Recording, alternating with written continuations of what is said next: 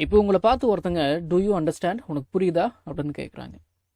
இதுக்கு நீங்கள் எப்படி பதில் சொல்லலாம் அப்படின்னா, எனக்கு புரியுது, அதாவது ஐ ஐ அண்டர்ஸ்டாண்ட் அப்படின்னு பேசலாம். இல்லைனா எனக்கு புரிஞ்சது, ஐ அண்டர்ஸ்டுட், இப்படி கூட நீங்கள் பதில் சொல்லிக்கலாம்.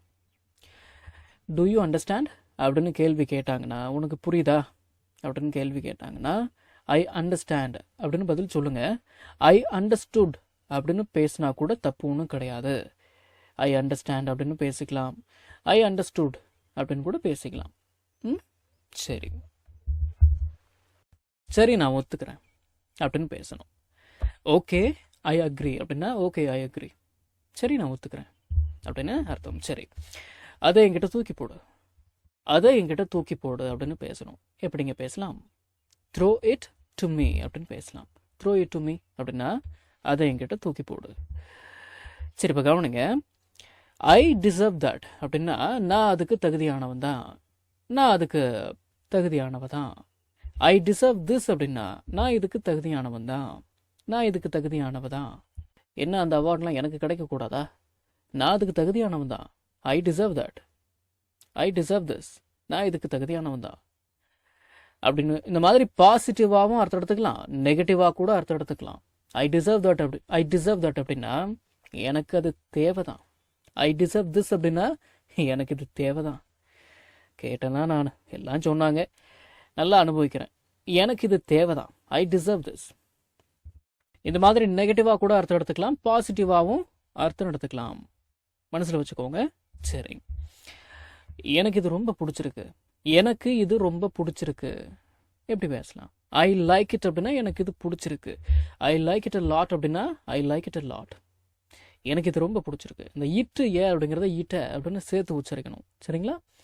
ஐ லைக் இட் அ லாட் அப்படின்னா, எனக்கு இது ரொம்ப பிடிச்சிருக்கு, எனக்கு என்னோட பணம் வேணும், எனக்கு என்னோட பணம் வேணும்.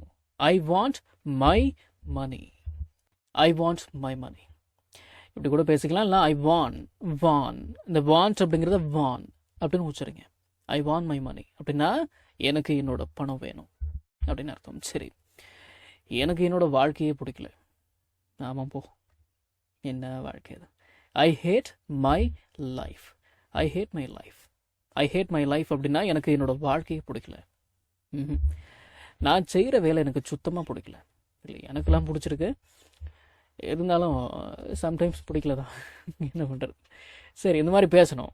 நான் செய்கிற வேலை எனக்கு சுத்தமாக பிடிக்கல. எப்படி பேசலாம்? ஐ ஹேட் மை ஜாப். தமிழில் இவ்வளோ பெரிய வாக்கியமாக இருக்குது பாருங்கள், ஆனால் இங்கிலீஷில் பாருங்கள், ரொம்ப சிம்பிளாக இருக்குல்ல? ஐ ஹேட் மை ஜாப் அப்படின்னா, நான் செய்கிற வேலை எனக்கு சுத்தமாக பிடிக்கல அப்படின்னு அர்த்தம். எனக்கு என்னையே பிடிக்கல. ஓச்சுவோ, ஒரு இதுக்கு மேலே எதுக்கு வாழ்ந்துக்கிட்டு இல்லை, எனக்கு என்னையே பிடிக்கல. I hate myself, I hate myself, எனக்கு என்னையே பிடிக்கல அப்படின்னு அர்த்தங்களா? சரி, அதெல்லாம் எனக்கு தெரியும், அதெல்லாம் எனக்கு தெரியும். ஐ நோ ஆல் தட், இதெல்லாம் எனக்கு தெரியும், இது கூடமா எனக்கு தெரியாது, இதெல்லாம் எனக்கு தெரியும். I know all this, I know all this, இதெல்லாம் எனக்கு தெரியும். அந்த ஏரியா எனக்கு தெரியும், எனக்கு அந்த ஏரியா தெரியும். ஐ நோ த ஏரியா அப்படின்னு பேசலாம். ஐ நோ த ஏரியா அப்படின்னா, எனக்கு அந்த ஏரியா தெரியும். இந்த த அப்படின்ற வார்த்தைக்கு அந்த அப்படின்னு கூட அர்த்தம் இருக்கு, மனசில் வச்சுக்கோங்க. சரி, எனக்கு ஒரு கத்தி தேவை, எனக்கு ஒரு கத்தி தேவை. I need a knife. இந்த நீட் ஏ அப்படிங்கிறத நீட அப்படின்னு சேர்த்து உச்சரிக்கணும். ஐ நீட் அ நைஃப் அப்படின்னா, எனக்கு ஒரு கத்தி தேவை. எனக்கு தும்மல் வந்துகிட்டே இருக்கு, என்னன்னு தெரியல. ஆமாம், எனக்கு தும்மல் வந்துக்கிட்டே இருக்கு அப்படின்னு பேசணும். எப்படி பேசலாம்? ஐ கீப் ஸ்னீசிங் அப்படின்னு பேசலாம். ஐ கீப் ஸ்னீசிங் அப்படின்னா, நான் தும்மிக்கிட்டே இருக்கிறேன் அப்படின்னு அர்த்தம். ஆனால் நம்ம தமிழ் எப்படி பேசுவோமா? நான் தும்மிக்கிட்டே இருக்கிறேன் பேசுவோம், ஆனால் அதை விட இப்படி பேசுகிறது தான் அதிகம். எனக்கு தும்மல் வந்துகிட்டே இருக்குது. ஐ கீப் ஸ்னீசிங் அப்படின்னா, தமிழுக்கு ஏற்ற மாதிரி அர்த்தம் சொல்லணும் அப்படின்னா, எனக்கு தும்மல் வந்துக்கிட்டே இருக்குது.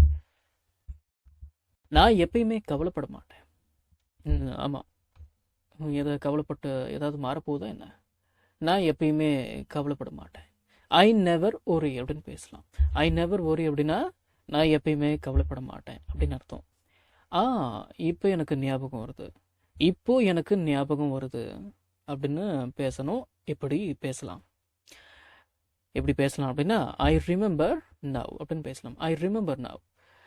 ஐ ரிமெம்பர் அப்படின்னா எனக்கு ஞாபகம் இருக்கு, எனக்கு ஞாபகம் வருது அப்படின்னு கூட அர்த்தம் எடுத்துக்கலாம். ஐ ரிமெம்பர் நவ் அப்படின்னா இப்போ எனக்கு ஞாபகம் வருது அப்படின்னு அர்த்தம்.